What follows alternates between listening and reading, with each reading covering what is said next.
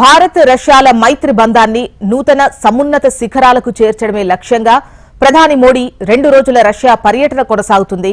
22వ Indo Russia శిఖరాగ్ర సదస్సులో పాల్గొనేందుకు ప్రధాని మోడీ రష్యా చేరుకున్నారు.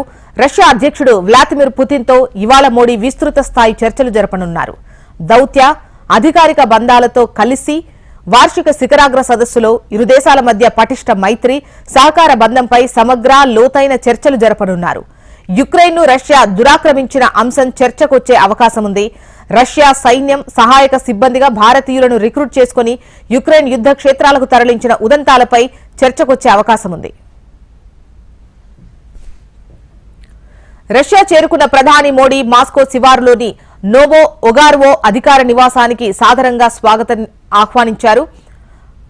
నేతలు ఆప్యాయతంగా హత్తుకున్నారు. ఈ సందర్భంగా మోడీకి పుతిన్ ప్రత్యేక విందిచ్చారు. మోడీ పాలనలో భారత్ సాధించిన అభివృద్ధిని పుతిన్ కొనియాడారు. మాస్కో నేలపై అడుగుపెట్టా మిత్రుడు పుతిన్తో భేటీకి ఎదురు చూస్తున్నా, జాతీయ, అంతర్జాతీయ అంశాలపై అభిప్రాయాలను పంచుకోబోతున్నా, ఈ ప్రాంతంలో శాంతి, సుస్థిరతల స్థాపనకు ఇరువురం మా వంతు కృషి చేస్తామంటూ మోడీ ఎక్స్లో పోస్ట్ చేశారు.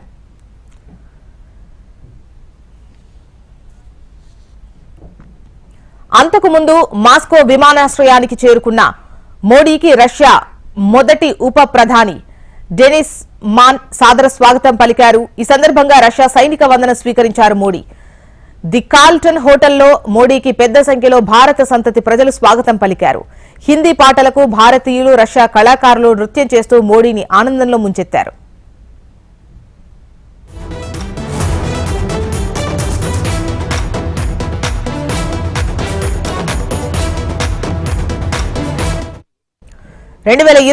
ఫిబ్రవరిలో యుక్రెయిన్ యుద్ధం మొదలైన తర్వాత మోడీ తొలిసారి రష్యాలో పర్యటిస్తున్నారు. 2019లో చివరిసారి మోడీ రష్యాలో పర్యటించారు. ఆ తర్వాత 2021లో రష్యా అధ్యక్షుడు పుతిన్ భారత్ వచ్చారు.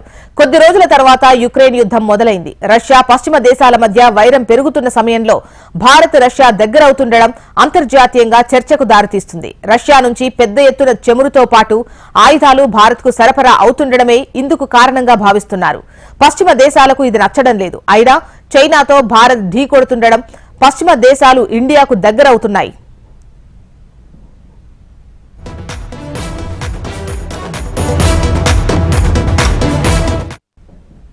రష్యా పర్యటనలో భాగంగా ఫైటర్ జెట్ సుఖోయ్ 57 కు సంబంధించి పుతిన్, మోడీ చర్చించనున్నారు.